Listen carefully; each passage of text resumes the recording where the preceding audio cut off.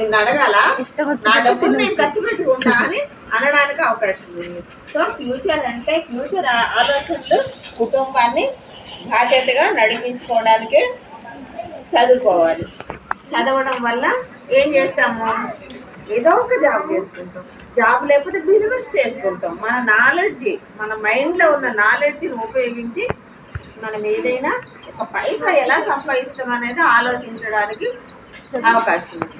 అవునంటారా కాదంటారా? మేము ఇవన్నీ అనుభవాలు ఎక్స్పీరియన్స్ చేసి మీకు చెప్తున్నాం, గట్టిగా చెప్పట్లేదు. సో అది మనం ఏం చేయాలి అంటే తల్లిదండ్రులు చదివిస్తున్నారు కాబట్టి జాగ్రత్తగా చదువుకోవాలి. జాగ్రత్తగా అంటే నవ్య డేస్ పరిస్థితులు ఎలా ఉన్నా కావో పీవో ఎంజాయ్ కరో సో జాओ కదా, అదే కదా నడుస్తుంది లైఫ్ అంటే. అదే అనుకుంటున్నారు మీ ఏజ్ అమ్మాయిలు. ఇంతమంది అమ్మాయిలు నేను ఇంట్రాగేషన్ చేశాను మన జిల్లాలోనే, కౌన్సిలింగ్ చేశా. ఎంతమందిలో అదేం చెప్తారు, ఎందుకు చేయాల్సి వచ్చిందని మీరు ఒక్కళ్ళని అడిగారా? అడగరు.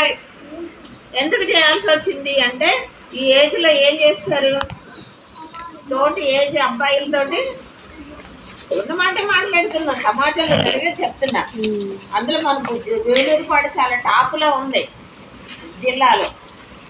అబ్బాయిలతోటి ఫ్రెండ్షిప్ చేస్తున్నారు. ఫ్రెండ్షిప్ కాస్త ఎక్కడ రాకపోతుంది, క్లోజ్నెస్ వస్తుంది. క్లోజ్నెస్ వల్ల పోయి కోరికలు తీర్చుకోవడం, రకరకాల పరిస్థితులు, పెళ్ళిళ్ళు కాకపోతుంది. వాడు పెళ్లి చేసుకోడు, మోజు తీరేదాకా ఉంచుకుంటాడు.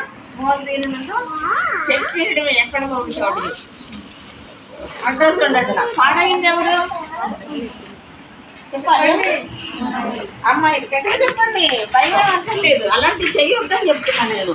పాడైంది ఎవరు, అమ్మాయిలు. చాలా మంది అబ్బాయిలు బస్